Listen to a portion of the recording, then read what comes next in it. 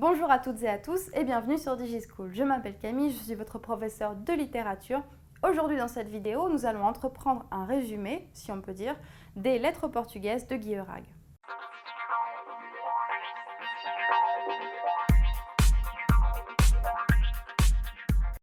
Les lettres portugaises qu'on attribue aujourd'hui à Gabriel de Guilherag ont été publiées en 1669.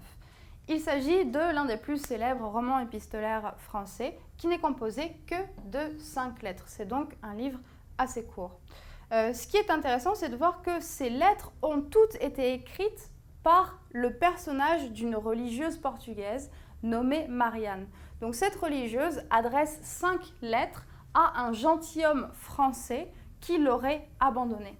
Ces lettres sont restées sans réponse. On le sait, donc pendant la plus grande partie du roman, sauf à la 5e et dernière lettre de Marianne, un indice nous laisse deviner qu'il aurait répondu, le gentilhomme français aurait répondu, mais cette lettre ne nous est pas donnée à lire. Donc les 5 lettres du roman sont écrites par Marianne, ce qui en fait un roman monodique à une seule voix. Or, c'est tout de même un choix un peu particulier de ne faire parler qu'un seul personnage pour évoquer l'amour. On se doute que dans ce roman épistolaire, il ne va pas y avoir de grands rebondissements amoureux tels qu'on en retrouvera un siècle plus tard dans Les Liaisons dangereuses de Chauderlot de Laclos. Rien de ça ici. En fait, c'est un chef-d'œuvre littéraire sur l'évolution des sentiments. À travers les 5 lettres que Marianne adresse depuis son couvent à ce gentilhomme français qui demeure anonyme, le lecteur va pouvoir sentir l'évolution, les changements des sentiments de Marianne. Donc dans la première des lettres, on ressent avant tout la tristesse de la séparation et l'espérance, c'est-à-dire que Marianne laisse transparaître un certain espoir de retrouver son gentilhomme malgré sa situation de nonne. Dans la deuxième lettre, cependant, on apprend que cela fait 6 mois que le gentilhomme n'a toujours pas répondu. Marianne se trouble face au silence et elle commence à exprimer un peu sa solitude, sa tristesse face à l'absence de l'amant. La troisième lettre est l'occasion d'un emportement. Cette lettre est beaucoup plus vivace que les 2 premières. On ressent le désespoir de l'abandon amoureux, le désarroi, mais aussi la colère de Marianne abandonnée. Dans la 4e lettre, Marianne évoque des regrets et des souvenirs. Elle explique notamment que l'une de ses compagnes du couvent l'a emmenée à se reposer sur un balcon. À partir de ce balcon, elle a pu voir une ville et elle s'était rendue auparavant dans cette ville en compagnie du gentilhomme français. Par conséquent, les regrets, les souvenirs, la frappe suscitent de la nostalgie chez elle.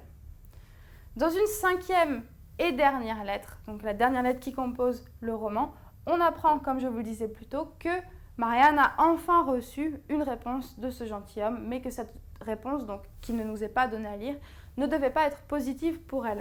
On ressent la résignation de l'amante qui doit donc se résigner à terminer cette histoire d'amour avec le gentilhomme français. Quelles sont les caractéristiques principales de ce roman ? Dans un premier temps, comme on l'a déjà mentionné, c'est un monologue, ce qui n'est pas un choix facile en littérature. Parce que lorsqu'un seul personnage s'exprime ainsi dans un roman épistolaire, cela un peu coupe la possibilité au rebondissement narratif. C'est donc une œuvre plutôt contemplative. Dans le sens où elle est un monologue, on pourrait la rapprocher de l'œuvre de Crébillon-Fils, donc également au XVIIe siècle, Les Lettres de la marquise de M.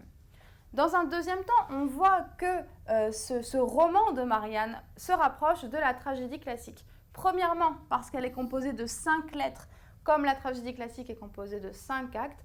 Deuxièmement, parce que les rebondissements de la passion font écho aux règles théâtrales de l'époque. Dans un troisième temps, la thématique de la passion est absolument essentielle dans le roman. La passion concerne 2 éléments ici. Premièrement, la religion. Deuxièmement, l'amour et aussi l'amour physique.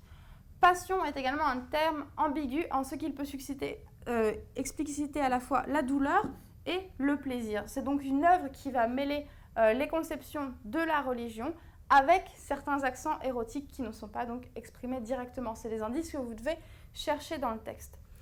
Les lettres portugaises ont connu un énorme succès à leur publication. Tout le monde lisait les lettres portugaises, premièrement parce qu'elles étaient une forme de chef-d'œuvre littéraire, Mais deuxièmement, et c'est ce qu'on verra dans une seconde vidéo, parce qu'on pensait qu'elles étaient authentiques. Effectivement, Guy Heurag a présenté ces lettres comme des lettres authentiques.